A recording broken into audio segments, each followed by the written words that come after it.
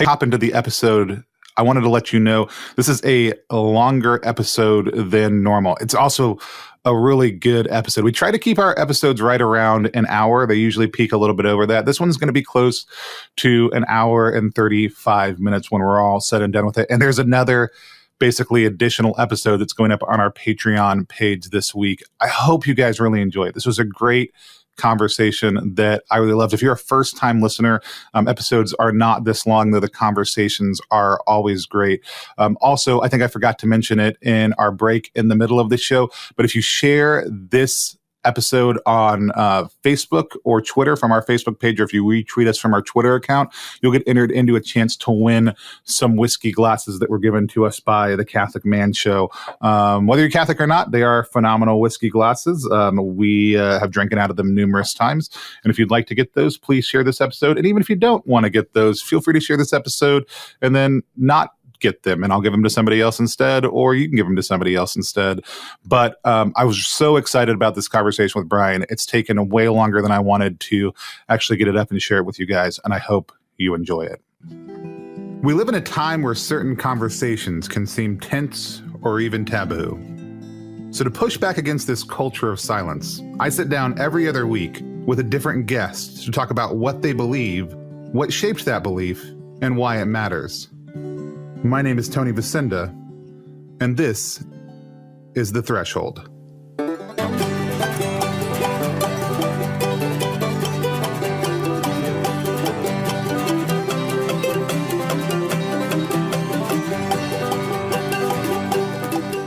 Cheers.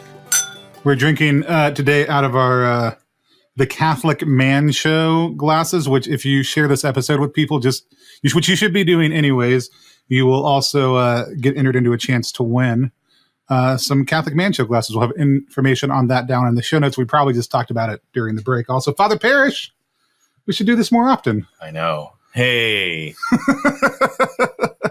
How are you doing today? I'm good, but I also don't want to take it away from Monty V and Monty V so far. Soon, we're actually about to drop a couple of episodes where you're going to get to hear the Threshold conversation I did with Monty V and the one that I did with Gabby, who is our other new co-host to be. You guys will start hearing Gabby in the mix pretty soon. Yeah, I don't know that you know Gabby. She's from Dallas, Texas. She's pretty awesome. I'll shoot you the stuff. But today we are here just to kind of chat, catch up. It's been summer. You've been to Spain and Anchorage, the Spain of Alaska. Awesome. What's been the best part of your summer so far? Probably just actually having coming back from Spain and recognizing that, gifts and graces that are given in one place, if they're really truly gifts and graces, they're meant to be everywhere. I'm going to adjust you just a bit. Mm-hmm. I think that's, yeah. So that if we receive a gift somewhere else, that may not be the place we're supposed to use that gift. Maybe back home, oftentimes. Yeah. That's been a big theme all summer long for our entire community. And it's pretty crazy. Yeah. And all I did was go to a wedding in Spain and help out with the wedding, and then hung out with some people who really love Christ, and we just chilled. Nice. So good drink, good food. Yeah, I mean, the drink was fine. I mean, it wasn't actually. It's just wine, right? But the food is great. Yeah, very cool. I have been really excited about this episode. Mm-hmm. I also was really excited. I just talked to our good friend Brad the other day from episode 2. About some of the things he's heard recently and about why he loves us. He said he has missed hearing your voice, though he does love the new voices that we have on too, and that he always loves hearing things from your perspective because you come at things from such a different way of thinking than he does, which is one of the things I love about not only the show, just getting to hear different perspectives, but also the time that I get to spend with you or the other co-host. A little while ago, I had the pleasure to do what is the longest recording we have ever done for The Threshold. It was with a guy named Brian Govatos. Brian is somebody who teaches improv comedy And you came over right at the tail end, but it was really great. Brian came over to my house. He drove up from Portland for work that day, and he wanted to schedule doing the interview while he was in town so we could be in the same room. And it was cool. Just see him. He played with my kids. He talked to my daughter. He talked to my son. He even talked to my teenagers a little bit. He brought one of his coworkers. What was his experience of your family? I have no idea. I mean, hopefully good. Oh, okay. My experience with him with my family was good. That's kind of what I meant. No, he was super friendly. He was actually genuinely interested in my kids and what they had to say. In a way, I think oftentimes we can only be in other people's children, but not everybody is. Mm-hmm. And so it was really kind of cool just to watch him, to talk about some of the stuff that I do, because he didn't know much about me, to talk about what he does, because I didn't know that much about him, other than the fact that he is an atheist and that he is a proud atheist, both on Facebook and in real life. And so I'm excited to share with you and share with our listeners my conversation with him. Just as a note, this conversation was 2 hours. You guys are going to hear half of this conversation because I let Brian ask me as many questions as he wanted to, which means there's a whole nother interview section that's going to go up just on Patreon. So if you are a Patreon supporter, you're going to get that. And I would say if you've never been a Patreon supporter, support us for just a month. Check it out. See what it is. I think at the $5 level, you'll get this. And it's something that you'll get to hear Brian kind of pelt me with a lot of questions and see how I do in responding to them. But that's not going to be in this episode. So that's separate. That was probably way too much of a sales pitch. I love Brian. I'm excited to share this conversation with Father Parrish and you. I was live streamed into that conversation. That second part of that conversation. You were. You walked into the room. I was physically present. the room. I laid on the beanbag. Yeah. So Father Parrish had to hear that live. You guys, if you're Patreon supporters, will get to hear that. But for now, I just am really excited to talk to Brian and to share that conversation with you guys.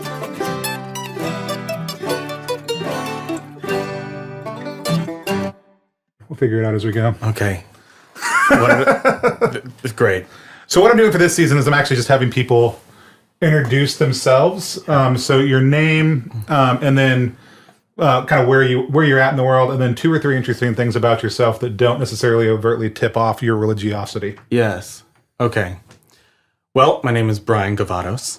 I live in Oregon right now. I moved there from Vegas. I spent a lot of time in Vegas doing improv and teaching improv and performing improv on the Strip. And I guess I was involved 10 years ago or so in the sort of uprising of skepticism and everything. And that's kind of helped develop of who I am, the person I am today. For work, I do improv for corporations, like we talked about a little while ago, and it's a challenge, but it's I think a worthy one. Yeah. So when we talked about what it means to teach improv to corporations, what we basically kind of came to the conclusion was you're basically teaching people how to have a normal human conversation around something that their company does. Yeah, I think the example I gave you would probably be reminiscent or at least relatable to everybody. Is when you think of going to buy a computer. If you were going to go send your mother in to buy a computer at a Best Buy or something, what do you expect that experience would be like? Do you expect it to be kind, warm, understanding, and filled with relevant questions and wonderful? Or do you expect it to be something where she's going to have her guard up and not be sold something she doesn't need, and be sure that she should know things that the sales rep doesn't know, because otherwise they're going to take advantage of her? And that kind of perception is terrifying, and it's one that leads to companies like Amazon doing so well. And we see retail crumbling all around us because people aren't comfortable just being a freaking person and owning their genuine nature. Right. So they'd rather opt out of having to interact with anybody rather than having an uncomfortable. Oh yeah, Do you see that? Do you prefer shopping online now in many cases because of how awkward things can be, or are you such a sociopathic extrovert that you walk in and talk to anybody? I'm such a lazy person that I would prefer to just click. So for people in the rest of the world, you may not have this benefit or this blessing. Yes. In Seattle, I can order something on Amazon and have it delivered to my house in 2 hours for most. Now listen, everybody else, listen, I'm shrugging along with you, because get a load of this guy. I live 5 hours south of you by car, and I get 2 days tops because I'm in the farmlands of Oregon. But you in your metropolis of Seattle can order a tweezer and have it here by lunchtime. Well, good for you. Yeah, and I can actually watch where they're packing it up. I can watch them drive here. But get it. They also they'll pick stuff up at Bartell's or local supermarkets, and so you can see them stopping on the way to your house. See? So basically, we have, indentured servitude with Amazon employees here in the Great Pacific Northwest. So I want to ask you a couple questions to help people get to know you a little bit better. For me to get to know myself for you to get to know yourself a little bit better. For me to get to know you a little bit better. If you could waste a few hours anywhere in the world, come on, where would you want to waste them? I would want to waste a few. So this is a geography question. Is that what you're getting No, at? you can basically do whatever you want to do for a few hours. Come on, man. I want to be so cool and give a non-platitude answer, and that's exactly what I just railed against. Now I'm trying not just to be myself. I think I would spend it in nature. I would spend it in because of all. Don't laugh at me. You seem so disappointed. You seem so disappointed. What else in nature. can I say? Because of the noise, because of the notifications, because of the bleeps and bloops, because of the sign in here. You forgot your password there. Go down there. I really do worry deeply about what that is having on my psyche, and how I'm dealing with all these interruptions all the time. So the answer to your question is off the grid. That's awesome. What's one emotion you wish you could control better? Disappointment. When, for example, as you'll find out in the ensuing minutes, you're going to intellectually disappoint me vastly, and I want to be able to control that and not feel like you're not worth my time. But truly, I'm glad. That's my biggest fear about this interview. And that's your cross to bear, pun intended. So I don't want to. My values are not your values. Right. My standards are not your standards. My values are not anyone else's values. And I think I'm growing up. You'll be happy to know, Tony. But I'm still struggling deeply with. How could you think that? Why would you say that? Why would you behave that way? Don't you know? How could you behave that way in public?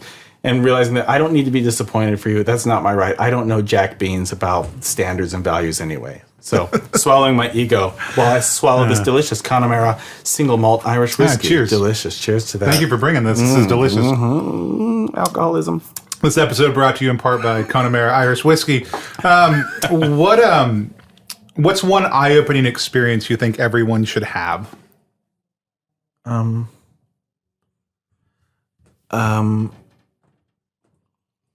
Being very, very, very publicly wrong about something you hold dear. I think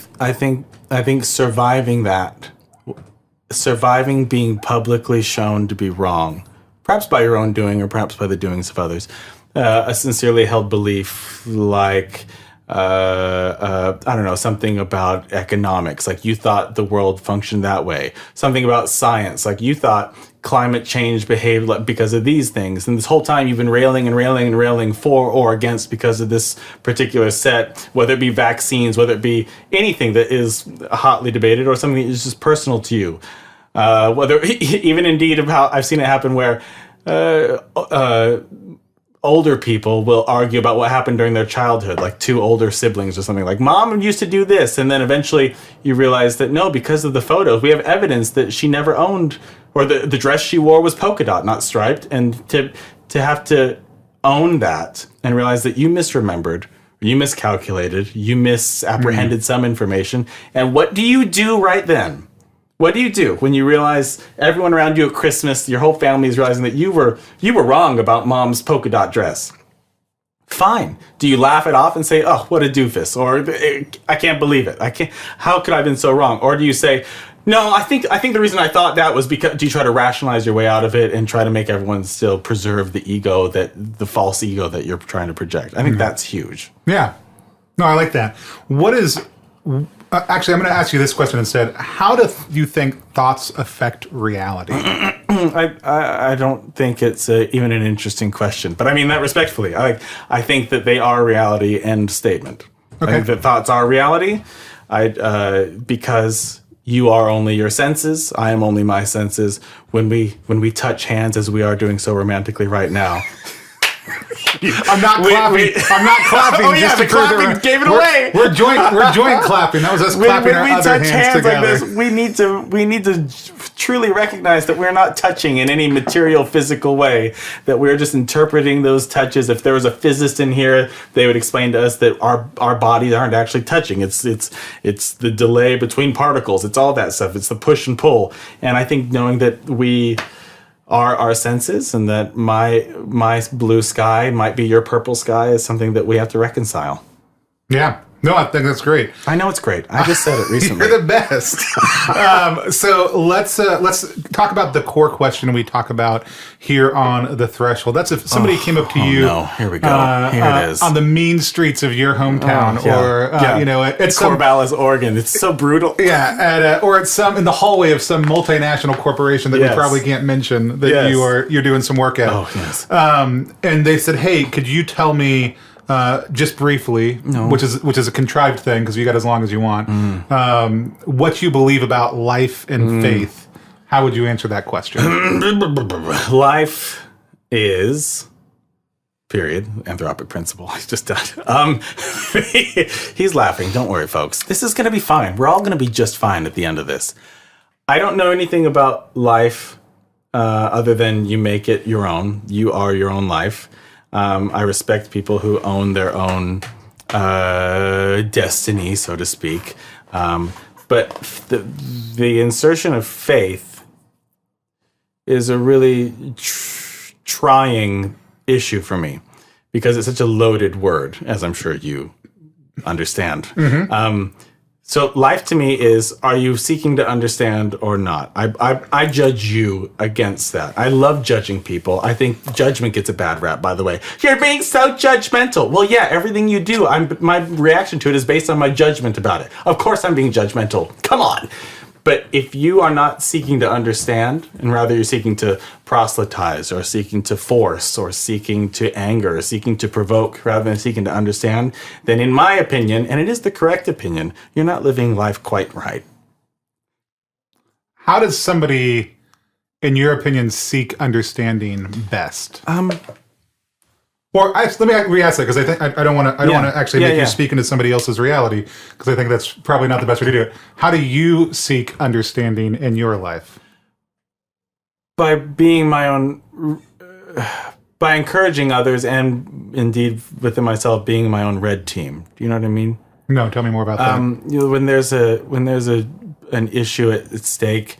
There's an important decision to be made. Should we invest in product X? Should I buy an iPhone or an Android? Should we raise our children under this disciplinary doctrine or another? Who is playing the red team? Let's say you all agree. Your house agrees that iPhones are the only phones worth a damn. Great. We're an iPhone family. Who's the one person in the house saying, okay, I agree too. But let me make the best case for Android. I'm going to pretend to be the Android champion of the household. I think Androids are better because blah, blah, blah, blah, blah. Can we defeat that? So that is a seeking to understanding on like a family or group mentality. And are you doing that to yourself is, I guess, my answer to your question. When something goes awry, do you first say, how could Tony be responsible for this? How is Brian the problem? Before I look around, what have I done to make this the problem or to give myself this grief before I start looking externally? And I think that is my best attempt at seeking to understand. Does that translate to, because like blame is one thing or when things go wrong. Yes. Does that translate evenly for you to when something goes right? It's, well, I was raised religious. I was raised in a Christian sect, I suppose. And so the giving one adulations toward oneself or owning success is still actually quite difficult for me because I immediately think that it is egomaniacal or it is not humble to say, well, yeah, I did it. I respect others who can humbly claim and or self-satisfyingly say that, yes, I did it and I'm proud of it. Thank you very much. So I don't know if that answers your question, but other than to say it's still very difficult to me. So humility is still kind of wired in. Or is it even humble? I don't know. Why can't I humbly take credit for things that I've rationally done? But it's tough. Because humility is really about naming a reality without... But get a load of this. is it really because I'm worried that you're going to judge me as being an egotist? So I'm doing it selfishly by projecting humility out upon you. And I think that all the Christian virtue kind of sucks in that end. I don't know. Yeah. So just in case we haven't been explicit about it, go ahead and state for me, what is your religious standpoint? Cultural Christian for sure, but that's not the question, so I'm sorry. But so I'll say things like, oh goddamn, or oh my God, look at this. So I will invoke those kinds of vanities commonly, but I am. It's cliche now. 10 years ago it wasn't. Now it is. I guess I'm an atheist. I say that because it's the clearest way for you, your audience, anyone listening, anyone in the world to understand basically where I'm coming from. Am I really an agnostic? Yeah, of course. Does atheist send a clear message that I'm probably not interested in religious stuff? Yes. Agnostic can be interpreted. People think agnostic means, oh, you probably just worship a tree somewhere. You're probably just interested in spiritual things, but I'm not. I don't believe in anything metaphysical. I guess that's to answer your question. I don't believe in anything metaphysical. Okay. Yeah, miracles, the divine intervention, prayer being anything other than internal dialogue. I've come from Christianity, but I've arrived here at I'm sure someone smarter than I am can give me whether it's humanism, whether it's skepticism, whether it's etc. But nothing metaphysical, please. It's interesting to me to kind of dive into the rise of atheism as a shorthand, right? Like, so agree. What you just named is it communicates something clearly, but it's a shorthand. But also kind of negative, don't you? I mean, what do you think? Because when someone says I'm an atheist, I mean, gut emotional reaction that flows through your veins when someone says I'm an atheist. How do you feel the same way as I would if somebody said, I 100% know that God is real. Exactly. To which my response is, you have lived an unexamined life. Yeah.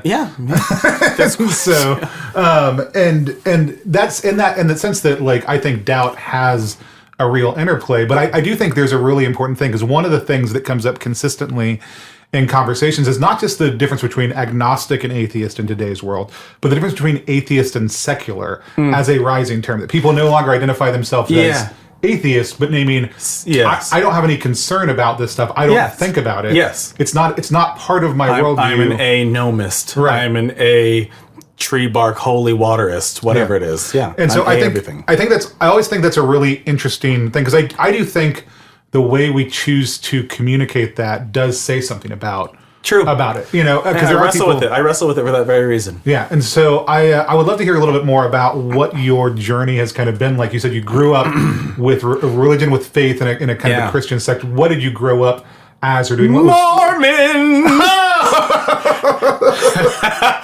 My name is Elder Price. Yes. All of my favorite agnostic non-believers are it's so trite, Tony. It's so boring now to be one ex-Mormon turned atheist. Ooh, write a memoir. No one cares. So what did that journey look like from you? Was it happen at a young age, as an adult? I was a very good Mormon. I played piano every week. Are you listening to me? Do you hear me out there? I play. So we don't have mass. I guess we don't have mass. We have the sacrament meeting, which is a couple hours or an hour block of time. And I was like youth group.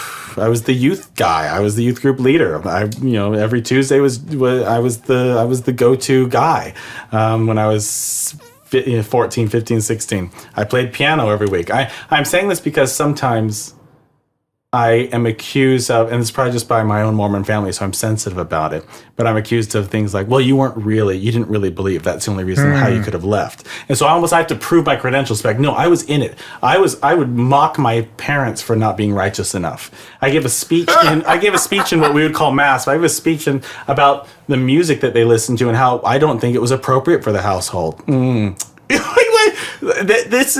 was in it. I was swimming in it. Yeah. And something, I guess a whole coalescence of issues happened, but let's say, and I swear it was someone at church during some Sunday school lesson that said the presumably innocuous phrase, but it had huge impact on me. You know, most people in the world haven't even heard of Jesus. I don't even know if that's accurate, but it sounds like it might be. I don't know. I don't know. You might be able to say a lot of Christians haven't even heard of Buddha or anything else, but I mean I think that single statement started a serious questioning line that didn't really end until the entire removal of the faith period. What do you mean people haven't heard of Jesus? Not believing in Jesus I can accept. Not accepting Jesus I can accept. Choosing a different sect I can accept. But not even knowing about Jesus, what kind of a effed up plan would that be? Sure, I mean, Jesus is the way, the truth, and the life. I mean, no man cometh unto the Father, yada yada. So right. There's no way that people haven't heard of this plan of salvation is inherently screwed if people haven't even heard of the guy that is the center point of it. One thing led to another, and then I was probably 18, 19, 20 when. And I have this as something I wanted to ask you about. When New Atheism hit, I was the guy at work with one earphone in my ear, listening to YouTube while trying to get work done, listening to a Hitchens debate, a Christopher Hitchens debate, or a Richard Dawkins explanation of what faith looks like when you scan the human brain, how you can see people making faith-based decisions, and it's true, and it is a little boring now because we're past that now. That wave happened, mm-hmm. and serious atheists happened, and then unfeeling, uncaring seeming people that a lot of people judged because of those reasons came and went. But for me, it was intellectually, I guess, fulfilling in terms of the gap that faith was creating. To be able to embrace reason was really profound for me. Now, I think that's really interesting, and it's really hard. It's really hard as a Catholic because, and I usually, I guess, wouldn't bring this up. I do actually appreciate that you want to have a little bit more of a conversational tone. I don't view my personal faith as counter to reason. I do view a lot of Christianity as counter to reason. Yes. And I have a sect bias, right? Because I'm Catholic. Yeah. And so feeling like Catholics, at least organizationally, embrace reason. You know, I've just spent time with your beautiful family, and your kids are so awesome, and talking to me about board games and everything. Really cool. And as you're talking, I'm thinking, you probably have a family bias for your own family, but you love families. You love the idea of everyone's family is different, but a loving family is kind of a loving family. Right. And so we're all under the same tent here, but you may have a bit of a bias toward your own. Yeah, totally. So, but I get that disparity between that is oftentimes created between reason and faith, and I don't even think that's a cultural narrative. I do think there is a requirement of faith to say, even if it's reasonable, there is a point at which reason won't satisfy. And so I really appreciate you kind of naming that you were looking for that satisfaction. Yes. And I think that's a real thing that I think a number of people out there spiritual desire. Satisfaction, and I wouldn't even really bat an eye, because I think that's what it is. Yeah, and I do think it is, because I think, and if you're comfortable with that language, I think there is a sense at which we can talk about spirituality as only a religiosity, or we can talk about the spiritual reality that humanity has, and whether we want to think about it as the soul or spirit or whatever else. Yes, but you were seeking something deeply inside yourself that new atheism answer. It is problematic, though, isn't it? Just the language, the semantics do matter. I want to be with you. I want to join you and say, yes, I'm spiritual, you're spiritual. Let's call the whole thing off. But we know that deep down, when you peel back the onion deeply enough, we mean fundamentally different things by spiritual. I think. Well, tell me what you mean. I mean nothing metaphysical. Okay. You know, I mean something that's happening within your cerebral cortex. I mean something that's happening only and solely there. I mean nothing that is without the senses. I mean your own experiences. I mean no contact with something that's divine, because there's no such thing as divine. No contact with something as holy, because there's no such thing as holy. No contact with anything that's sacred, because there's no such thing as sacred in my worldview. All those things being equal. So when you say spiritual, I think I'm trying to be poetic. I'm trying to join in. Yeah. I'm trying to be poetically accommodating. But if we're having the kind of conversation we're having now, where we're really diving into this stuff and exploring it, I think it's probably inappropriate. Well, but I also think like if I knowing what I know about you, Yes. like my assumption should not be. My assumption is that when you say spiritual, you do not mean those things. Like you're trying to articulate something different than Very I am. fair, yes. And I think that's important, and I think there's a time where maybe we want to parse semantics with somebody, Yes. but I think there's a time to just say, okay, if I know this, and I'm horrible about this with my wife. I'm horrible about this with my kids, Yes. but I am pretty good about it with other people, oddly enough. There's no need to necessarily parse the semantics all the time. If I know this person or if I know something about this person, Yes. Yeah. I may want to ask a clarifying question, but you've already expressed very clearly you don't Okay. believe in anything beyond that. So when you say spiritual, I'm assuming you were talking about that on a very human... A similar feeling that we have. Yeah, and the fact that there is an understanding that there is something. I'm going to use the term ineffable, but I don't know that that's the best term to use. If we can certainly massage that if we need to. There's something that we can't quite express about what happens inside of us, given the current understanding of human knowledge. But nevertheless, you view that as grounded in a physical or electrical or biological, or even mysterious, unknowable, unknown. I right. should So say. that's why I said why I use the term ineffable. Right, this unknowable or Yes. unknown, Yes. potentially thing that causes us to be. Yes. Right. Whereas I might think, well, I know what that is. I wouldn't put that on you. I wouldn't say that's what you're trying to express because you've already made it very clear. Yes. That's not. Nevertheless, my definition, and not as a company, does include large portions of that, right? Like, I don't think that my answer to being, even if I believe in metaphysical, doesn't include the actual human biological Sure. You're not denying dimension that science you're along the innate. way. Yeah. Oh, no, not at all. Like, I would say my answer contains that at least in part, right? And potentially in large part. But nevertheless, I can sense the difference between those two things. And I think that's really important. I think that we have a tendency to want to get caught up too much in the language of some of that sometimes. And that traps people into, unless you can define it, I'm right and you're unless wrong. you're vastly articulate, which most people aren't. Right. Most people, I think, are not articulate enough to express their positions on a great many things. And knowledge being power is one thing, but just vocabulary and articulation being such more powerful still. Right. Because you can feel one thing, and if you can't express it, with the semantic differences you just described, then you're going to feel very trapped. Yeah, and I guess I want to say this. Like, I don't want you to feel trapped that way. Yeah, I also yes. can't change that for you Yes. at all. So you're either going to feel trapped or Yes. you're not. Oh, thanks for nothing.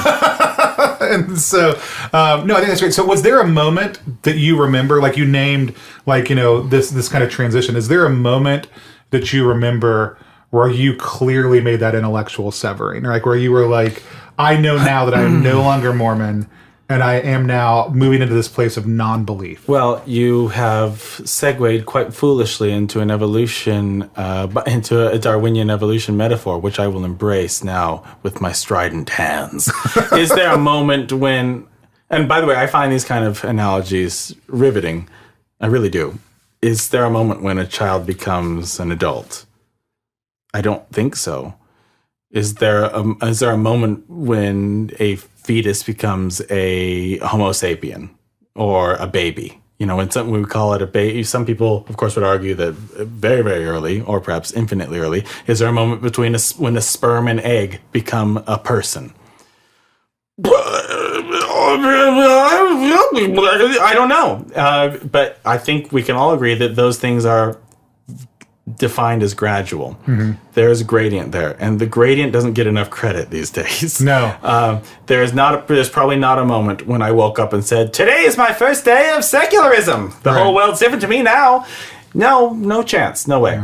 It's only in hindsight that you recognize that. Oh my God, I don't think I really use religion as a guiding principle in my life anymore. Huh? Wow, interesting. And I do think, as much as I like the analogy you use, because I do also know, though, there is a first time that I looked around in the room and realized I was the adult. There was a first time that I looked around and was like, I need an adult. Oh wait, I guess that's me. And so I guess that's what I usually would center around on. Is there a moment at which you became aware the of awareness of it? No. Oh, really? That's great. No, I don't. I don't think so. Probably through incremental moments of discussions with family, discussions with my LDS or Mormon extended family, in which I answered a question that typically would have been based in spirituality, but instead it was based in my own personal morality. And I know morality is such a murky topic to try to wade in. Even moralists have difficulty with it. But I think that's what it comes down to. What was my premises when deciding what I thought was right and wrong? And once those started being less about scripture, less about commandments, and more about my own measurements and my own golden rule attempts, then I think that would be the moment. Now, you mentioned earlier that humility is something, or a sense of somewhere between humility and self-deprecation. Yes. Is something that you have maintained from your time growing up in the church. Are there other things that you know have been infused in you from that time of growing up? What are some of those things? I would say almost every principle that I hold dear. Like the fact that I didn't just get angry with you for taking more of my whiskey without even asking. That's a Christian position.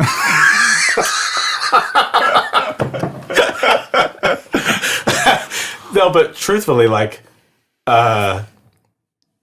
my concepts of right and wrong, there's no denying it. It's Christian based. It's doctrinal based. It's no stealing. My whole views on why do I feel it's bad when I see one of my friends looking at pornography? Why do I go like, oh, that's not good? But if I were truly a secularist, I would have no problems with that. I wouldn't have any gut reaction that's negative. I would say, great, the free expression of sexuality. Let it run free. But I can't deny there are those feelings of, he should really not do that. Unbelievable. That's too bad. What do you mean that's too bad? Who am I to judge him based on what am I judging him based on? If I'm no longer a Mormon, if I'm no longer Christian, then by what standard do I dare say how you shouldn't look at pornography? You should instead focus elsewhere. Like, there's no reason to. So I think that is a prime highlighted example of where those lingering values still remain, like a vestigial organ that really has no use to me anymore, but there it is anyway. Does that go toward answering your question? I think that's great. I'm actually kind of curious based on that. Like, do you feel like because like we as well, Catholics would talk about things like natural law, right? Which is what does that mean in that context? So natural law is basically the intended and natural order of the created world, not necessarily based on God says this, but based on what we observe from nature. So one could parlay that out into kind of like hey, based on the observed monody of the natural world around us, here are things we know to be true, which was actually a fundamental way that science started to evolve, was through that type of observation. Yes. So that gets used morally in very different ways in the modern Christian milieu. But I'm curious if you see any of that mirrored in a non-spirit or a non-metaphysical way in your own belief. Do you think that you can morally judge somebody based on, and I don't mean that in a negative way, right? I mean that in the sense of some between right and wrong, even yourself, based on observable data and fact that something can be objectively wrong or right. Yeah, and I know what's happening. I can hear more rolling of the eyes out there in podcast land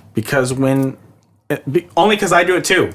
When you hear someone say based on observable data and fact, that is just such a neutered way of looking at things.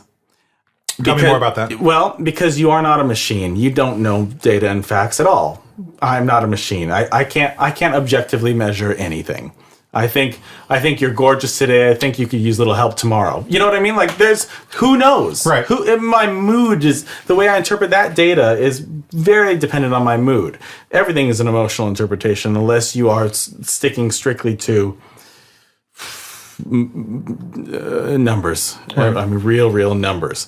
And so many things can't be represented in numbers. Like how you feel when your wife walks into a room on a Saturday morning can't really be expressed in numbers and compared to how it makes you feel on a Thursday morning. There's really no number for that. Right. So I don't know. I really have trouble even addressing the issue because I know we're all so ill-equipped to analyze data. Right. And I guess when I even say that, I'm not talking about necessarily the mechanical thing, but observing like, hey, when you treat somebody this way, Yes. this is the typical response an individual Yes. has. That starts to teach us a sense of what hurts or helps those around us. Now, there are times we may choose to violate that because we feel an emotional attachment to it. But do you think that the ordered, created, purely physical universe tells us anything, and by which I include people in that? So what did tells you us say anything about what's right or the wrong? ordered universe? I guess that's a good question. Do you feel like the universe is ordered?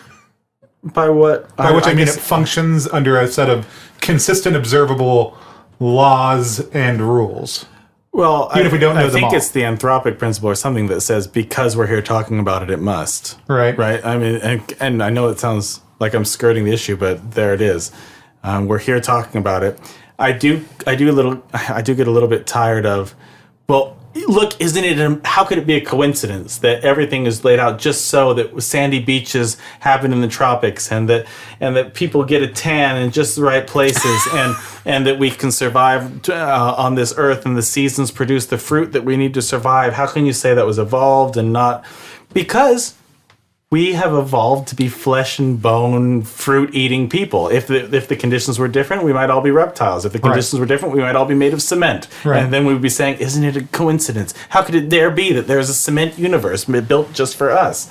So I don't really give too much credit to that line of thinking of. I don't think from an anthropological or why we exist standpoint, I don't actually find that question that interesting either. For me, I think it's always interesting to see, are there certain things that the world itself tells us about what is good for another human being, Sorry, based on just based on the reality of it? Okay.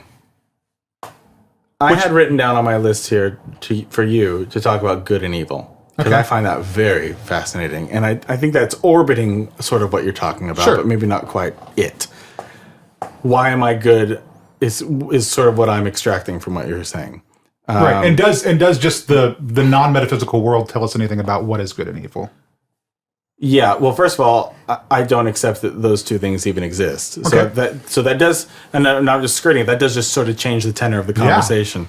And I know a lot of people are shrugging and laughing at that, but I want you to just to consider what you would think about the world for 5 minutes if you disavowed the notions of good and evil and what the behaviors of your douchebag brother-in-law means to you now. Right. If there's no such thing as those concepts. I love you, David. Yeah, sorry about that, Dave. So how do I measure my actions based on the reactions of others? I think, unfortunately, sorry to get a little Ayn Randian on you, but I think it's a bit selfish about how I feel when I'm doing good. Because my values are being good means being charitable. Being good means helping people. Being good means being self-sacrificial a bit. And guess what? All those things make me feel good because I think it's doing the right thing. As somebody who disavows the idea of good and evil, though, Yes. what do you mean when you use the term good there?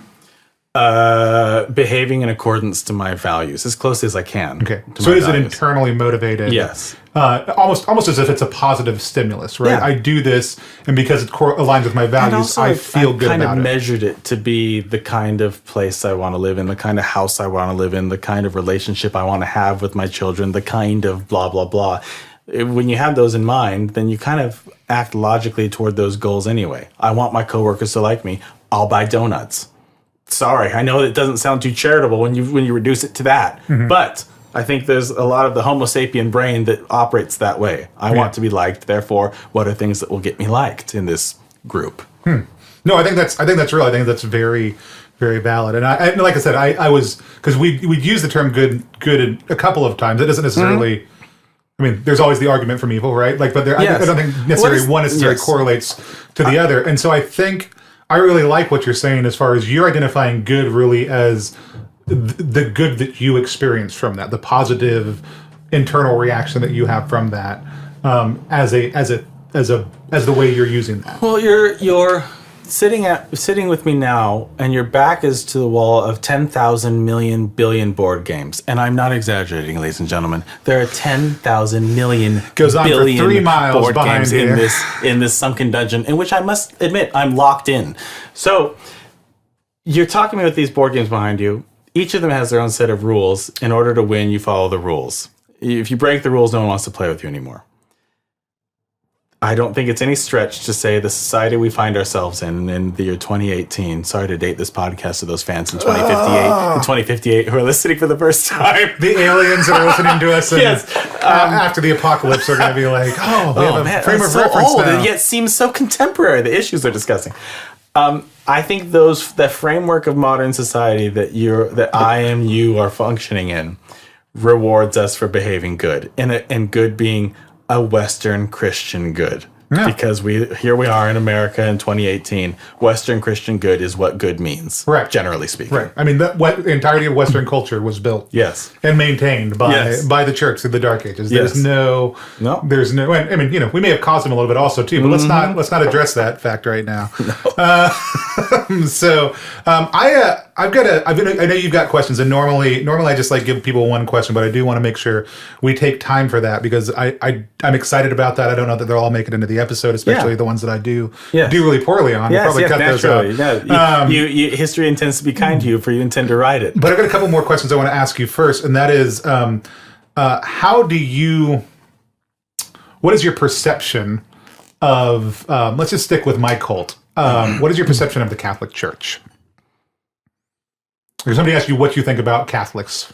It is sad because I have an affinity for tradition and ritual. I'm a bit of an old soul that way, but my perception of it is absolutely.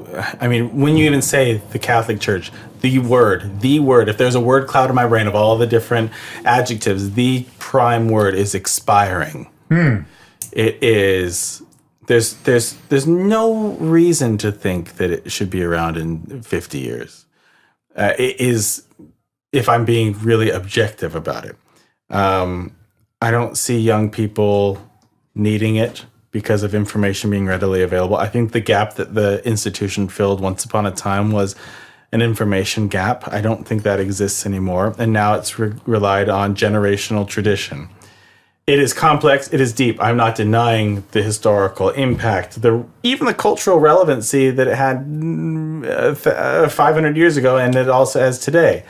But I am disappointed by the fact that it seems every major step forward that the Catholic Church has given credit to itself for making has been at the pressure of secular society around it. And that's something that morally I struggle with.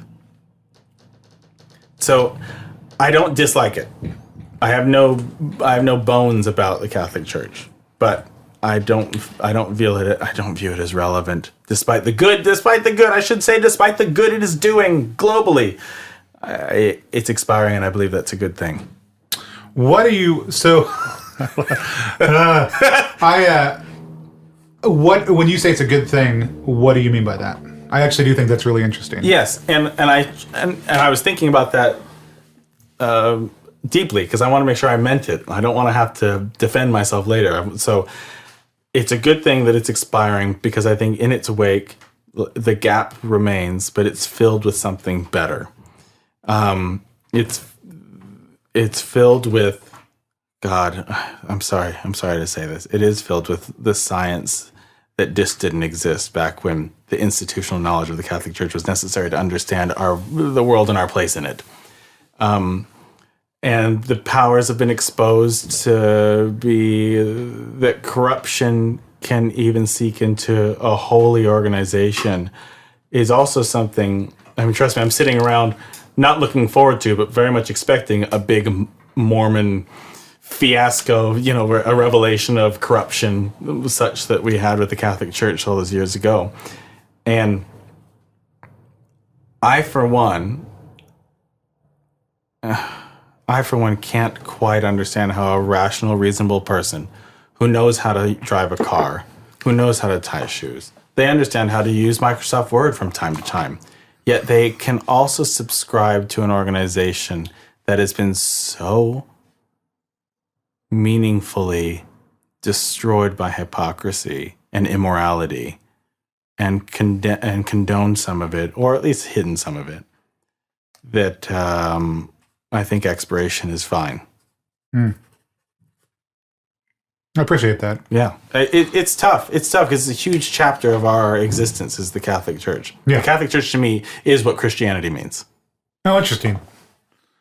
That's almost refreshing to hear, given I grew up in the South. Yeah, it's true. Yeah, so being told the exact opposite. Yes, So, yes. But it's the institution. It's the ancient. It goes back to what should be the birth of the faith to begin with. It is that ancient religion that has somehow been tenacious enough to continue on. But things are different in this century. You read the Bible stories to your kids. I saw this online the other day. Who told you? You did. Yeah, on the internet. I probably self-promoted it somehow because I'm an egomaniac. I thought that was so interesting because I don't read Dawkins to my kids.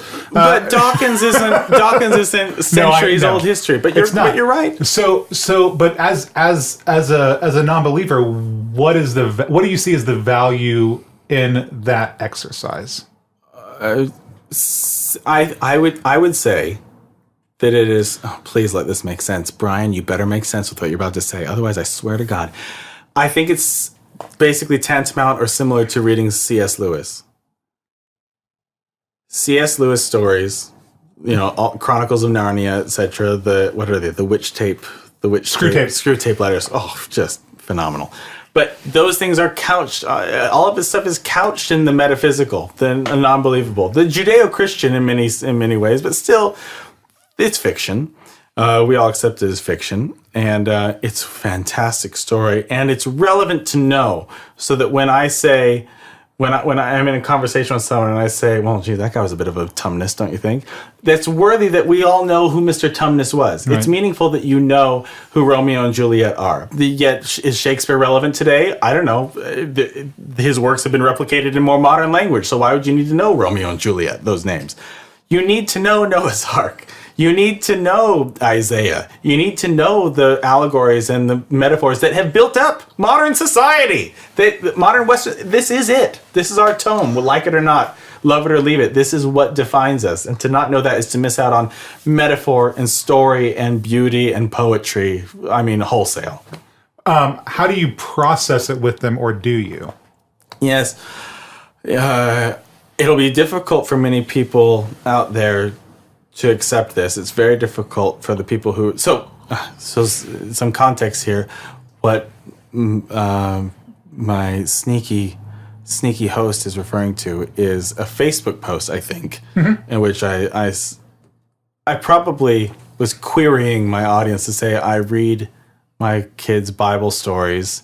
Oh, I think I remember what it was. I read them Noah's Ark. Yeah, and I want to clarify. I saw the post. I made one pithy comment, like slamming another theist. Yeah, it's true. But then I actually didn't pay attention to the rest because I knew I wanted to talk about it. I hope people engage. Right. A whole episode I would love to talk to you about why I believe my purpose in life should be to instruct people on how to have productive Facebook conversations. Because people... God, if aliens came to us now and said, defend your species, and people showed them our Facebook discussions, it'd be indefensible. It would be absolutely... But I thought you loved each other. That's a grandparent talking to a... Why are they saying these things to each other? Anyway, I made this post about reading Bible stories to my kids, and the questions that my 6-year-old, who I hasten to say his name is Sagan. Yes, she's named after Carl Sagan. Just deal with that, okay? Just deal with it. So Sagan said something to the, questioning the story, like any 6-year-old might do. What do you mean all these animals? So wait.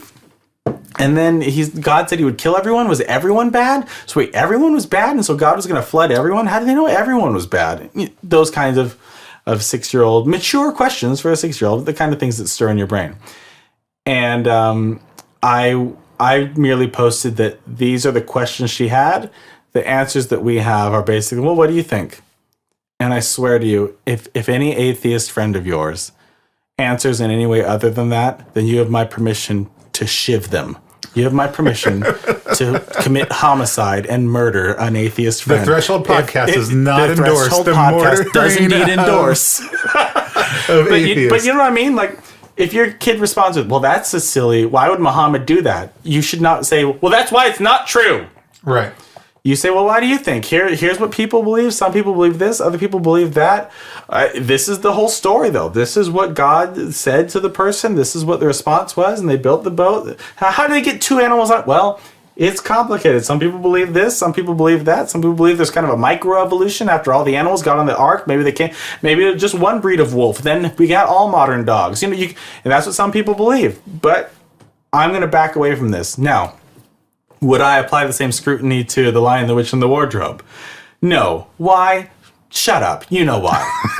You know what I mean? I hate this. You're a hypocrite. Because people accept The Lion, the Witch, and the Wardrobe. No one believes it to be true. Right. However, I want to prepare my children for the conversations they'll have with true, God-fearing, God-loving Christians who believe the Bible wholesale, and B, for the possibility that they might accept it themselves and become Christian and embody these tenets for themselves. And I that was actually going to be one of my next questions is what would that be like for you? And I love that your statement I love that statement. I love that you are open to that because I don't. But I need to really mean it.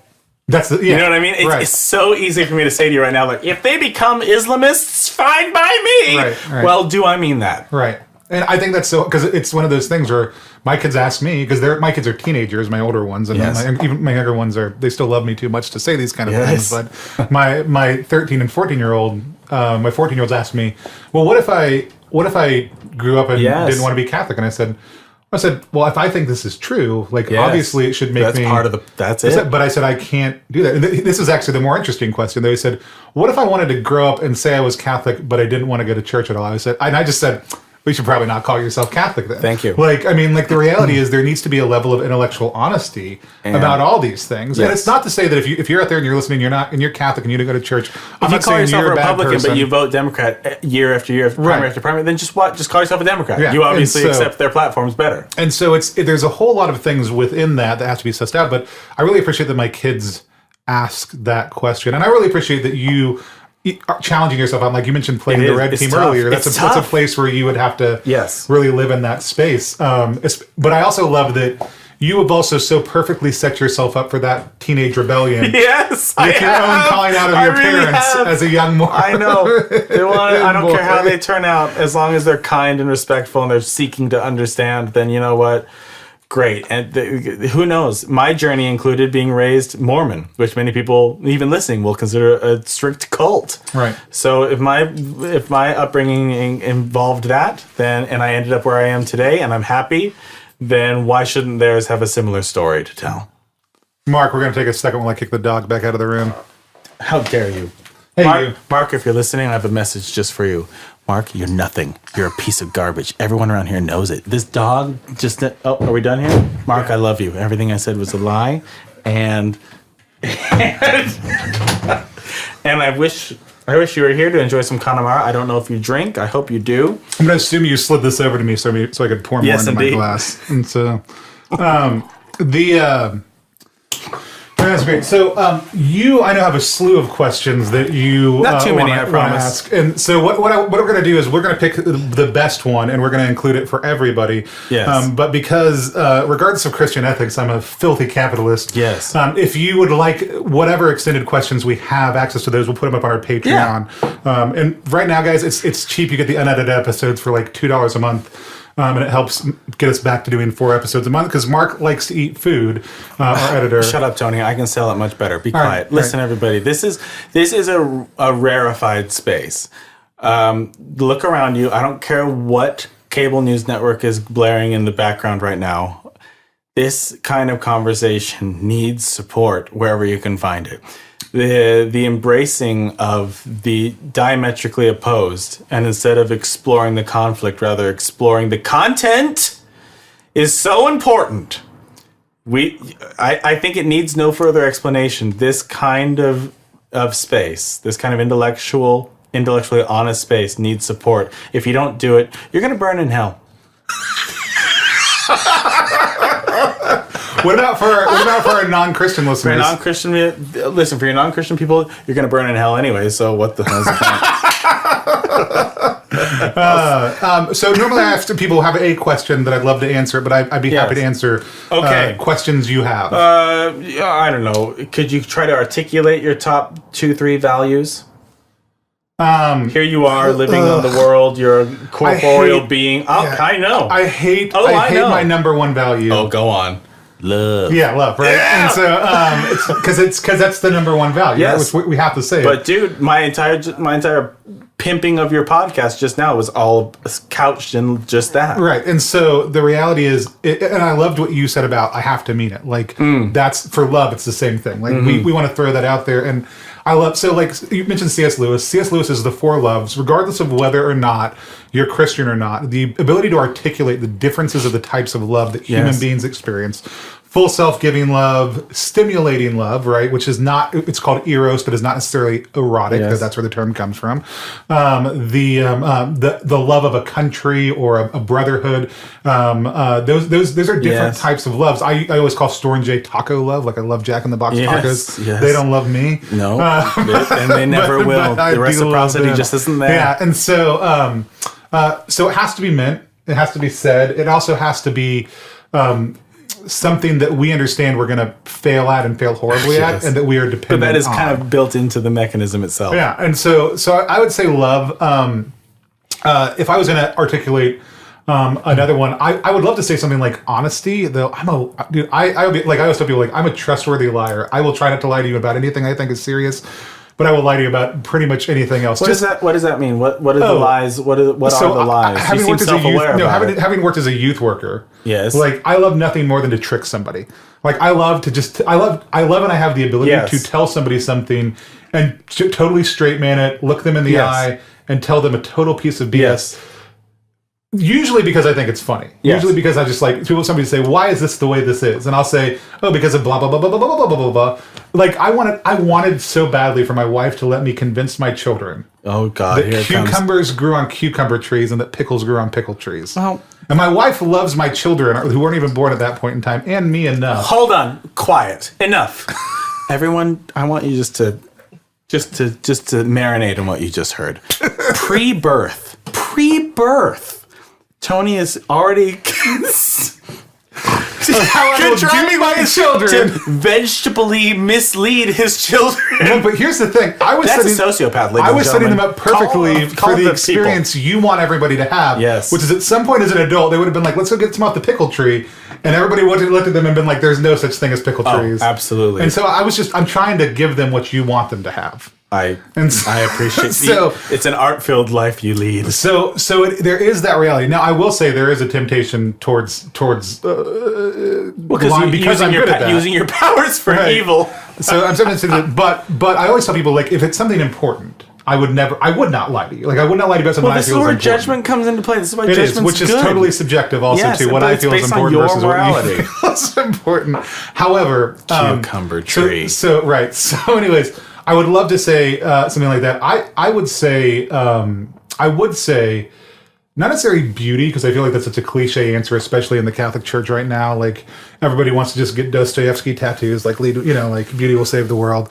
And maybe I love beauty, but I actually love creativity more. Okay. And I do think there's a level at which destruction and creativity have this really beautiful interplay. Yes. And I think dynamic change towards the higher end is a value for me, which I would just shorthand that as to create, right? Yes. And so I love creating, I love being creative, and I love encouraging other people to figure out what things they are naturally gifted at being creative with and around. Yes, I've heard many times that atheist and magician Penn Jillette say that a lot of his work is the collision of the intellectual and the visceral. Right. And I think that's where creativity lives in its finest and its most honest. Yeah.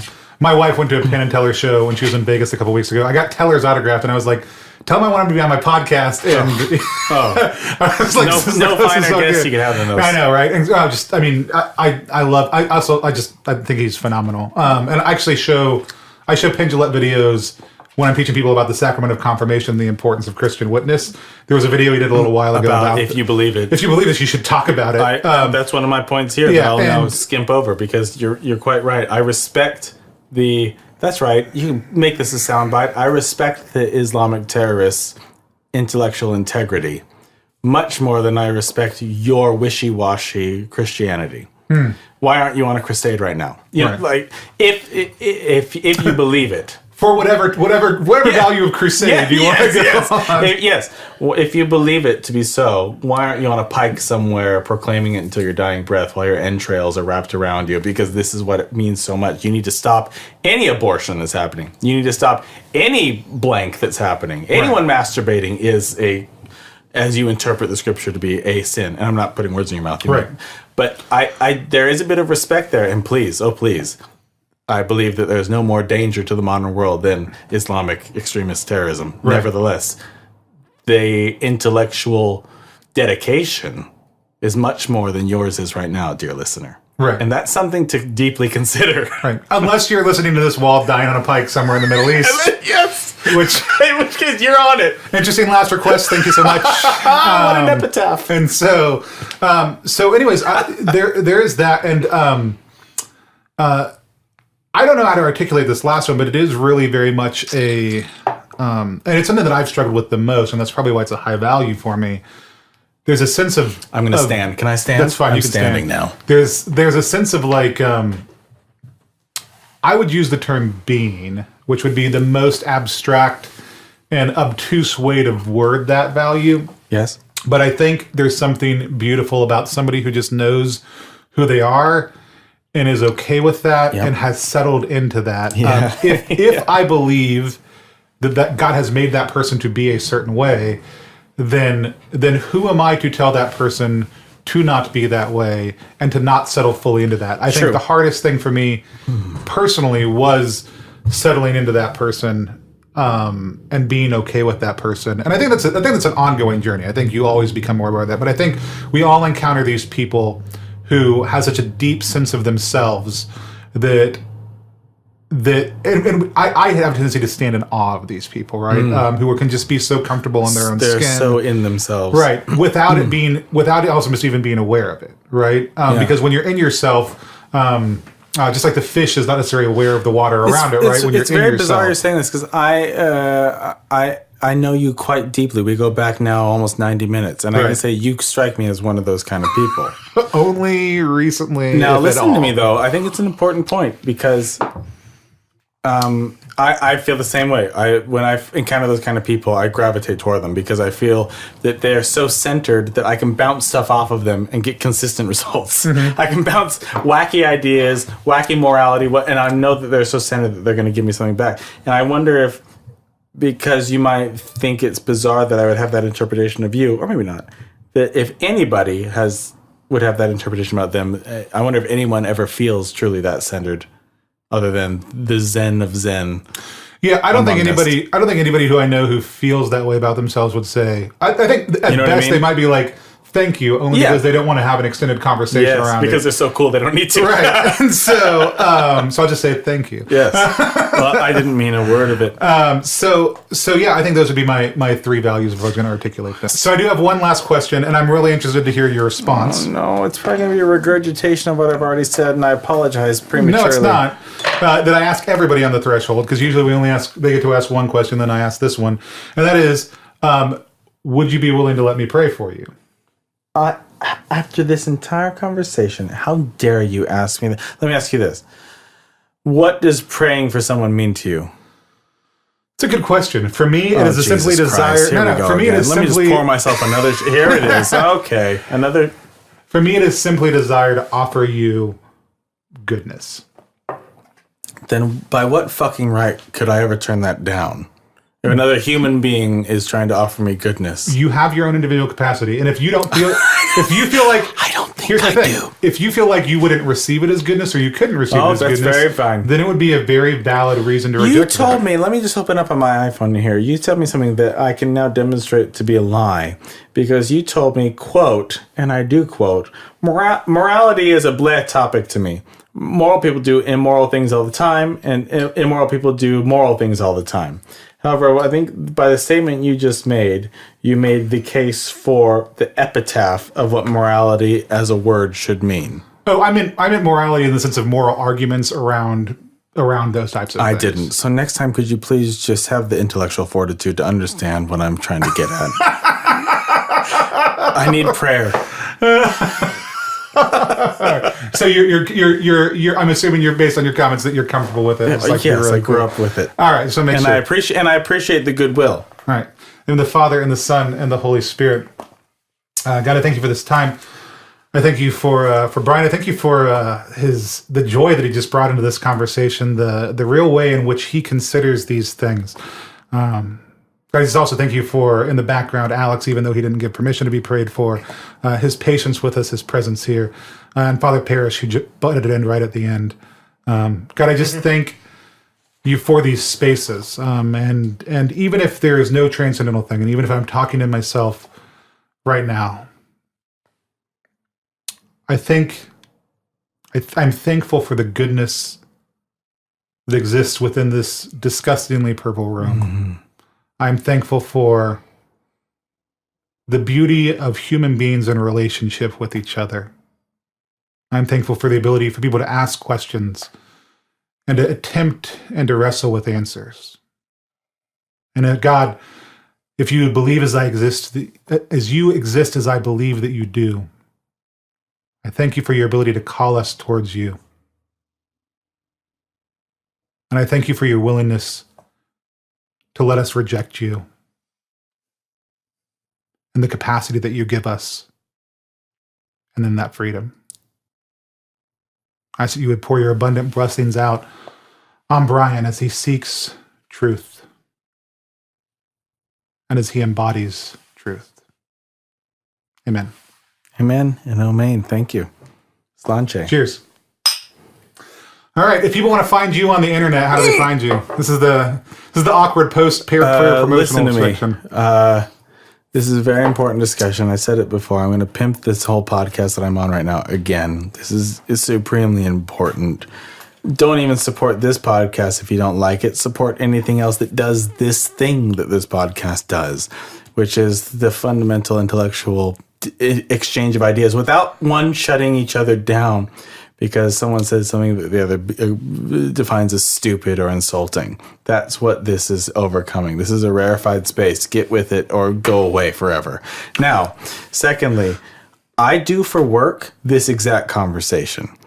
I have difficult conversations with people all the time, and I train people on how to do it. And this is what I performed improv, as we talked about earlier, in the Vegas trip for a long time, and you have to take what you're given and make something good from it.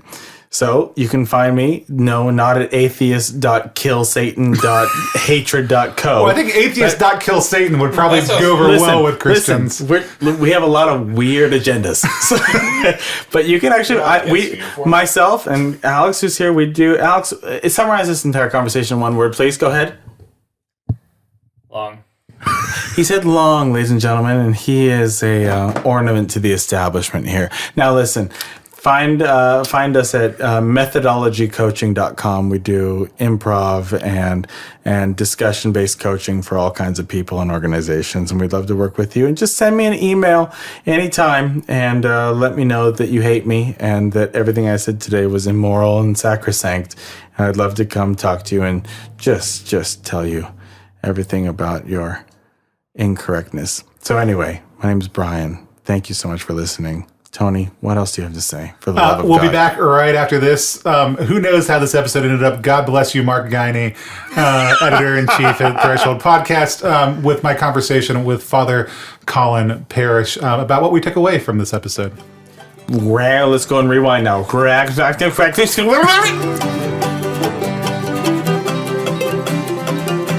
Hey everybody, I wanted to take just a moment to talk to you about the name for this week's episode and a couple of sponsors and a couple of upcoming announcements as well. I know last time I said I don't normally explain episode titles, and then I did, and now I'm doing it again, and maybe I will continue or maybe I won't, I don't know. But when they're not clear, I think it's fun to just share it with you. I enjoyed it, so I'm doing it again. This week, the title of this episode is Hold the Koolaid, Pass the Whiskey. And why is that the title?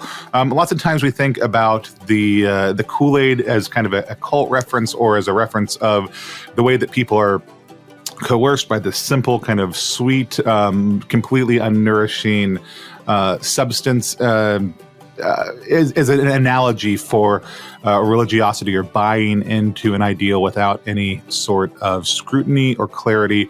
And I think there is a point in time whether people choose to engage more deeply in their faith or to step away from faith completely, that we are asked to put away childish things, to think about our faith or our lack of faith, or the world around us, the world that we're presented with a curious and systematic intent. And I think there's also a need to kind of be fortified in that, to look for strength, to look for community. And so Hold the Koolaid, Pass the Whiskey is kind of an homage to setting aside childish things and embracing an adult understanding of belief or non-belief. And I think that's something that Brian did. I think it's something he went through. And so I really was excited about that title. Also, Brian insisted on coming and doing the interview in person, which I think was huge and changed the tone, and was a huge mitzvah for me. And he brought with him a bottle of Connemara peated single malt Irish whiskey, which is basically the Scotch of Irish whiskeys. It's super smoky, really peaty quality. I absolutely love it. It's one of my favorite whiskeys. He did not know that. He just happened to bring it. So it's kind of just a thank you to Brian for that also. Thank you, Brian. So that's this week's title. A couple of things you can do if you want to support us. This week especially, we want to do a big push to say, hey, we'd love to have you, even if you don't stay on permanently, become a supporter for us on Patreon. We have a whole nother basically half of this episode that went on there where I let Brian ask me a bunch of really challenging questions, and I'm sure I did a good job answering some of them. I may have done a great job answering other ones. I probably did a bad job answering some of them, but it was a really great conversation. I normally let people ask me one question, but Brian already had a lot, so I let him bring a lot, and we just cut it out and put it there. I'd love to have you guys support us, get access to that, along with art, with prayer cards, with extra episode content all month long, along with a bonus episode and more. So please, if you're willing to give us a try this month, become a Patreon supporter, help support the work we're doing here on The Threshold. If we can get to $500 a month in support, we will go back to a weekly production schedule right now. We just need to make sure that we can cover the cost of paying Mark and everything else. And we don't have a budget for any of this. We are supported by our sponsors, but mostly by all of you guys. So if you're able to, we appreciate it. Also, if you want to help support us, I talked about it a little bit last episode. I want to talk about it this episode. I'll drop a discount code because I don't have one set up down in the show notes, and that is for +1 Balms. You guys know that I started a couple years ago Catholic Balm Co., which is focused around the aromas and the smells of the church. This summer, we're soft launching a new kind of gamer culture brand. We're going to be having some actual board games and card games come out of that next year. But this year, we launched a beard-based gamer-themed beard brand called +1 Balms. You can find out about that at +1balms.com. There will be a discount code down in the show notes that'll get you guys probably 10% off, but maybe like 20% off. I'll see what I can do for you guys because I love you and I appreciate it. But they're all based on traditional role-playing stats: strength, constitution, dexterity, intelligence, wisdom, or charisma. So please go check those out. I was really excited to put them together. I'm a huge role player and board game, card game enthusiast, so we would love to have you guys support us by shopping there as well. That's it for sponsors. One thing, I know this has been a long break and this is a long episode, but we do have an event coming up on December 14th here in Seattle. So if you are a Washingtonian, or if you want to come in and hang out, get an Airbnb, crash on my couch, whatever, we'd love to have you guys come on December 14th. We're going to be partnering up with Liesl Stadler from Disagreeable Subjects for an event at the Pocket Theater. Look for more details about that to come, but I wanted to get you guys that date now. That's December 14th. There's going to be a show at 7 p.m. and there's going to be a show at 8:30 p.m. They're going to be connected. It's a part 1 and part 2. The first part will be about talking about something through a political lens. The second part will be religiosity. Liesel's doing the first part. I'm doing the second part. But because our shows have such a tight overlap, we're really excited to bring you guys a night of talking about things that are essential to the human experience. And we'd love to have you guys come out and be a part of that night. It's a small venue. It's a 50 to 70 person space, but tickets are not that much. And we'd love to have you come be a part of that night. With that said, here we go with my follow-up conversation with Father Colin Parrish that, by the way, after we did it, we talked about deleting it and redoing it because a lot of it was about our reaction to what Brian said and not as much about Brian as we wanted to make it or as it typically is, which I don't know why that is, but it is. And there's a lot going on in Catholic world this week that I think caused some of that introspection. And I think a lot of it is the fact that he was here in person. And I think that a lot of it is the fact that Brian made us think and he made us curious. And we love that and we hope you love it. So here we go.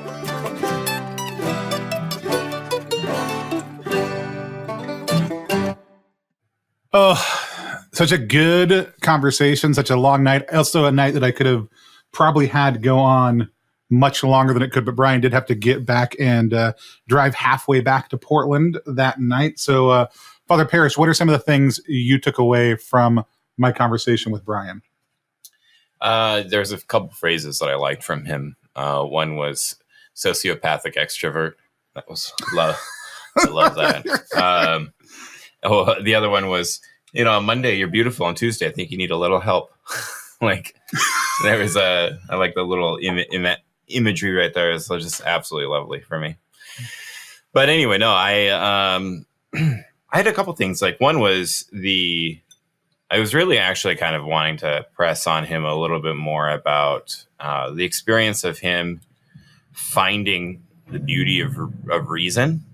Like that was, when he was talking about, when he was kind of, maybe leaving his Mormon faith is too, was not correctly in the right part of the timeline for him. But he had the experience of really finding out, I'm trying to actually remember if this was, y'all jumped around a lot. So it was certainly largely in part due to it being a really good conversation and we were drinking a lot. Yeah, no, it's not a critique. It's, well, the gist of it is that, so Brian had this experience where he really started to open up into like the full, like a much larger breadth of reason being utilized in himself. Right. And unless I'm getting the timeline mixed up, it was around the time when he was really listening to like Hitchens and Dawkins, etc. Mm-hmm. Right.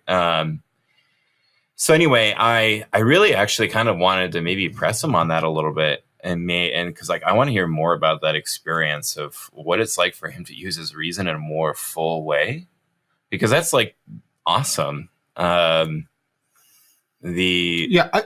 think for me, it's been really weird to realize, and maybe part of it's growing up Catholic, maybe it's part of being a cynic and having kind of a Socratic temperament, but it's really weird for me to think about people not engaging their reason. Yeah, I mean, for me, I have an experience of when I started engaging my reason more. That actually happened to be when I became Catholic. Right. Now, so the thing is that because I was introduced into the world of philosophy and rigorous theology, et cetera, like that, but also with my metaphysics, which, for him is more of a kind of a cul-de-sac of thinking in his world, right? I was able to really look at like what's the nature of something, right, and then go down the scientific road, right, mm-hmm. and look at. I mean, that's what really opened me up to things like geology and, actually in particular geology. That's just, I have a love for that. But, and it wasn't that I was close to those things at all before, because I was a secular, agnostic person. It was just that it was really the first time that I was able to discover like a meaning, like what I would describe as meaning behind us, things that I could discover in the material world. Mm-hmm.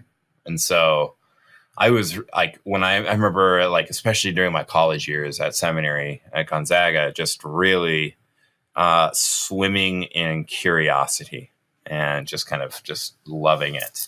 Yeah. Because everything, all of my reason was just all cylinders going. And so this, for me, like when he said that, I actually had this like really visceral memory of my time in college seminary. Yeah, I think it's really interesting to consider the fact that there are people who never engage in curiosity that way. Like, and I think that is actually kind of an ill of our society today, because like people are oftentimes don't encourage their children to ask questions, to think for their own, and not like overtly, not in a don't think kids way, but in a way where we tend to become pestered by the questioning of children, which then teaches us people that basically questions are bad or private or not a thing we ask. And so I had so many friends in high school and in college who just didn't know how to have their intellect stirred up and have it be anything other than disturbing. Like I remember inviting people to poetry readings and having them say like, oh, like I don't want to go because poetry is hard for me because it makes me think. And it makes me think about things I don't normally think about, and that's hard.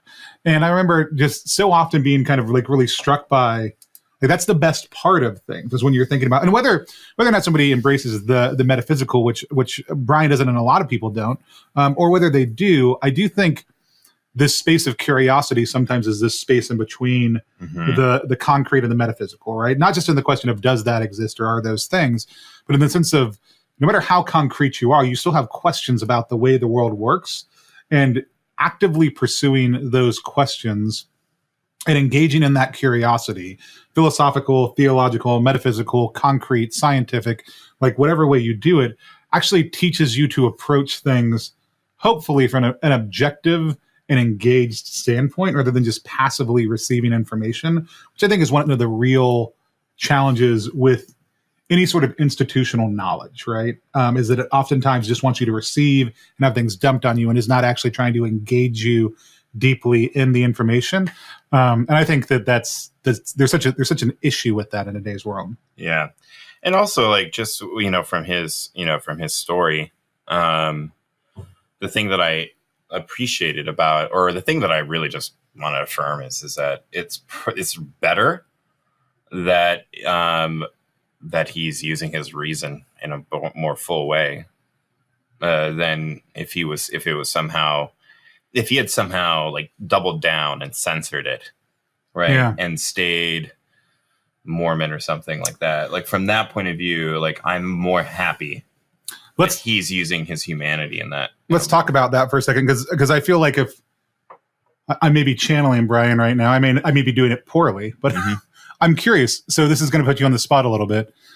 Do you feel it would be better for somebody to be an engaged atheist? Would it be better for somebody to be an engaged, curious atheist than to be a dumb, unassuming Christian? So it depends on our definitions. A dumb, unassuming Christian is, I'm more desirous of a dumb, unassuming, like you're putting me in a spot because there's a statement that I want to make. Brian did it to me a lot for like an hour. So there's a statement that I would normally make in this. And, people can, you can maybe open up kind of a Combox thread on this or something like that if you want. Like comment on what Father Parrish said, because I do not agree with this. But from a Catholic point of view, and particularly a priest, right, when it comes to Catholics, I don't want people to be dumb or naive or ignorant in general, willfully ignorant. I'm okay with them being simple about it and being authentically humble about stuff, right?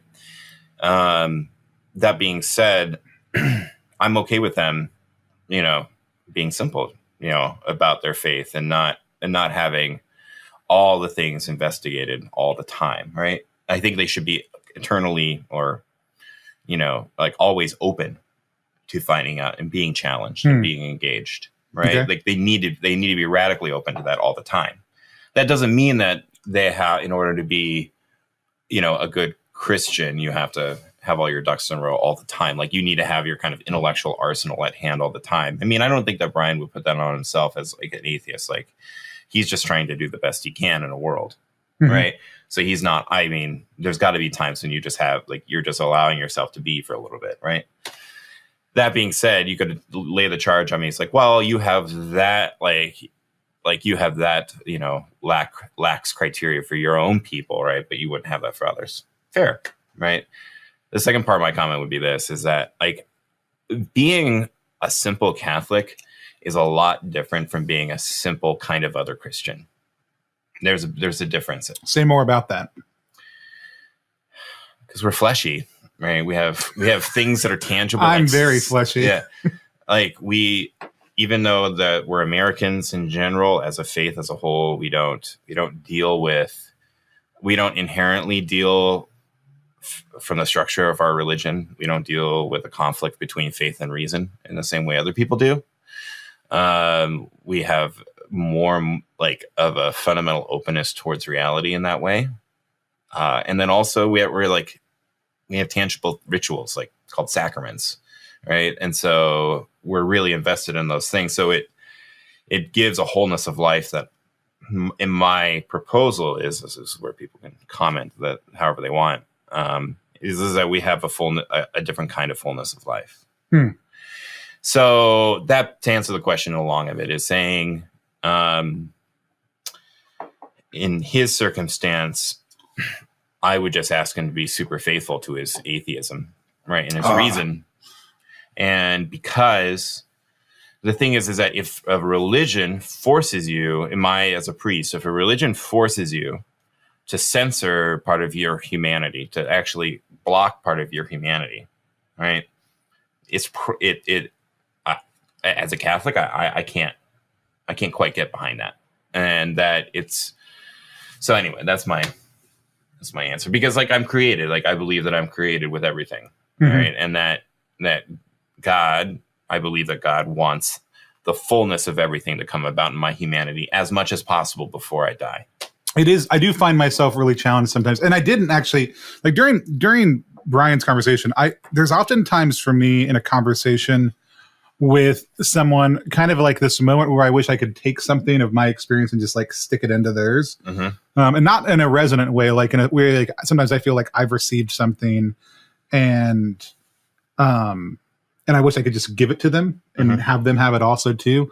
I do think one of the things that kind of you're noting, like, Brian is trying to engage his full self, and I experienced way less of that in my conversation with him than I do typically when I'm talking to somebody who has a very different lens of the world or faith or belief. And I do think it's because of that level of engagement that you're talking about, right? Yeah. There was no point at which I was like, well, he just gotten this thing, right? That I got, maybe things would be different. Yeah. Okay. Yeah. Like, like that kind of thing. So, and that's maybe a little bit abstract, but it's definitely something I go through a whole lot. And you can't just give those things to people. It just, whether you're a Christian, whether you're atheist, whether you're something else, like, you can't, that's the part of the ineffable reality of these things, is you can't just say, here's the thing, or here is not the thing.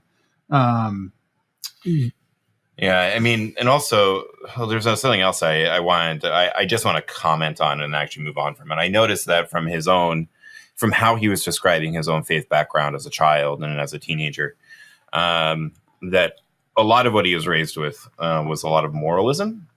Right? Like, religion was around almost primarily morals. Right. That's not my experience of my own faith, but it was just something that I like to point out. Because it was not. But you're saying you weren't trapped in moralism as a young man?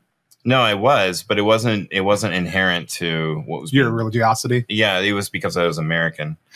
And we're all moralists as Americans.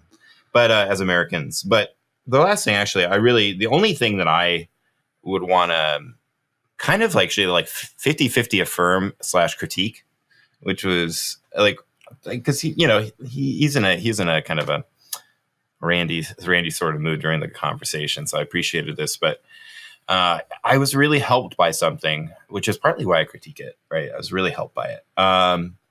Was that when you asked him, what do you think about what is your impression of the Catholic Church, right? And he said, like, I wish she was more relevant, right? Or that's not what he said. He goes, he likes us. He likes it because he's tradition oriented in his own words, but that he had an appreciation, but he said that like we've lost our relevance, right? And that we are an information center, a gap providing information in society, and that we've lost that place of influence, and that there's corruption. Yeah, there's corruption. I mean, read the news, read the headlines, but yeah, but the thing is that and he said that we were going to decline, and so the thing I wanted to really affirm in this, actually, that was really helpful to me was that I'm like, yeah, we are going to decline. I mean, we are actually already. We're in massive decline. And at least here in the West, and so, but I think that's because we've been seeking relevance in some way. And what I mean by that is like not saying like, okay, now we're going to go form our mountaintop sect and hunker down in our bunkers. Like that's not the gospel. But what I mean is is that I think that I don't necessarily always agree. Again, this is 50-50 from my own experience that we should be leading, that we're pressured into things. There's some things I think that we are pressured into by society that we never should have, which is seeing ourselves as a social institution, primarily propping up society, right? That's not our primary job. Yeah. And we are pressured into that. There are other things where we're pressured into things by society in some other ways that were good. And other places where we really led society. So, okay, I'm getting a little defensive there, granted. But the thing is that I think that it's prophetic that he says that we're going to decline because we've lost a societal relevance. But I think that's exactly the position I want to be in, because it frees me up. It frees me up to be who I am. Because like what I hear is like we've lost our identity in the U.S. Yeah, like when you are the underdog, when no one has an expectation of you, it's easy to let go of all the crap that keeps you from doing what you're supposed to be doing. Yeah, I mean, in the sex scandals that are coming out right now in Pennsylvania, right? Like, just so you guys know, we're recording this the day after all the stuff in Pennsylvania was released, and with McCarrick and everything like that. Like for me, the thing is that bring it on. Like let's open up these things. Let's open up these wounds, and let's drain out the bad blood and seek healing and forgiveness and apology, right, and repentance. Because for me, I think that once I let go of the idea that I'm supposed to be a socially relevant, quote unquote, institution, once I let go of that, then I'll finally stop worrying about scandal, right? Like that's why everything was covered up, right? Trying to protect the church, right? And instead of actually just dealing with it as a Christian and as a human, right? So. Right. No, sorry, I'm off my soapbox and we're totally off topic. My bad. No, I actually think like one of the things I would note about his statement is that, and kind of to address what you said, is like there is a level at which the church has lost an understanding of the significant nature of who she is. Yeah. Like you talked about identity, but that really kind of to me goes back to significance. And there is no significance in today's age about being an information center. Like if that is who we have become or who we have chosen to be, like we will and should like no longer exist. If we have a different identity, which I would say the church proposes that she has a different identity. And if we return to that, then I don't think that'll be the case. Because I think the reality is like it will be the church understanding who she is as among the people, right? The church is who she is, not as a community center, but as a body of believers, right? Who are actually seeking the highest good of the world, believing obviously that there's a Christianization that happens in that process, but that's not necessarily an intellectual proposition. It's a fleshy proposition, right? Like, I will come and be among you, and I will live with you, and I will serve you, and I will sacrifice for you, and I will bleed for you. And that's something very, very different. And then, like, in relation to society in general, society at large, it comes and goes. You know, society ebbs and flows. It has pendulum swings. There's different movements. You know, people's priorities change. You know, I kind of want the church, like, this is my analogy for what I want the church to look like in the face of society, is kind of like Tom Bombadil from Lord of the Rings. Right? Go ahead.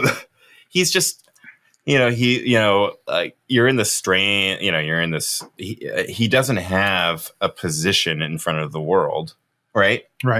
He is in the world, and he has an older pedigree, right? And he does his thing according to the nature of which he knows. And so he hops around happily everywhere, right? Without having an attachment to certain things, right? Yeah. Just as happy to be one place as in another, and having that kind of freedom. Yeah. I don't want that aspect in other ways, because it'll just be aloofness. Yeah. But anyway. One of the things I love about Brian is how much he made us think about ourselves. Yeah. Like, which, I mean, I will say this is probably way more reflective. I think Brian had a bigger impact on me probably than any other guest. And I do want to say, like, there is a reality, like, again, he was very insistent on coming here and being in the same room, and the way that changes things. And like, we might have a theology built up around that. From him, it was naming this human reality of being in the same room, looking people in the eyes, does something to you, which I think in a world where, like, the comm boxes are our primary way of interacting with each other through social media and through other things, the reality of, like, physically getting in the room with people and being in a relationship with them is something that's lost, and is something that is super essential. And Brian, really, for me, there was a huge return to that, because this is a digital medium that we use. And so again, sitting in that physical space was huge. I also just want to name for Brian, like, his generosity of heart is huge. He is somebody who ultimately I experienced very much as a giver. The whiskey we're drinking right now, like, he brought, and it's one of my favorite whiskeys that no one else has ever brought. He didn't know that. He just happened to choose it. It was just this great kind of give, take, and this interplay that was absolutely amazing. And so, Brian, I really want to thank you for that. I want to thank you for the conversation. And yeah, just thank you so much. Any parting thoughts, Father Parrish? Just want to ask a question. Like, I would love to see what it would be like for you to continue to be more intensely curious in front of all of reality that you experience, and that you grow in that. That's my own kind of benediction for him. I was going to say, it very much felt like a final blessing there. And so, not final in the sense that Brian's going to die when he hears it, but in the sense of closing out thoughts. I'm coming to your house. There we are. We are both going to be down in your neck of the woods next week for entirely different reasons. So, Father Parrish, if people want to find you on the internet, where do they find you? Mostly on Instagram. I got off Facebook, and I'm at this. If you can find me at Catafatica, that's my handle. If you can figure out how to spell that. It's also in the show notes every single time. Oh, damn. Follow the trail. Anyway, you can find me mostly on there, where I post things about pictures of trees, and like beautiful buildings with, like, rambly thoughts about my prayer. Cool. So you can find us at ThreshPod on Twitter, and I believe pretty soon Instagram. Also, you can also find us at Facebook.com/The Threshold Podcast, thresholdpodcast.fm. You can find me at Tony Vasinda. Maybe there's an underscore in there. Maybe there's not. I don't know. It's all down in the show notes. Or drop us a line at Tony@thresholdpodcast.fm. We'd love to hear from you. Love to hear your thoughts. Please, if you are able to, share this episode, share any episode that we have that means something to you. If you guys ever have questions you want to have us follow up with any guest on, I'd love to be doing more of that as we move forward. But until next time, I just want to encourage you guys to get out there, F&F ability, and talk about what really matters. We'll see you next time.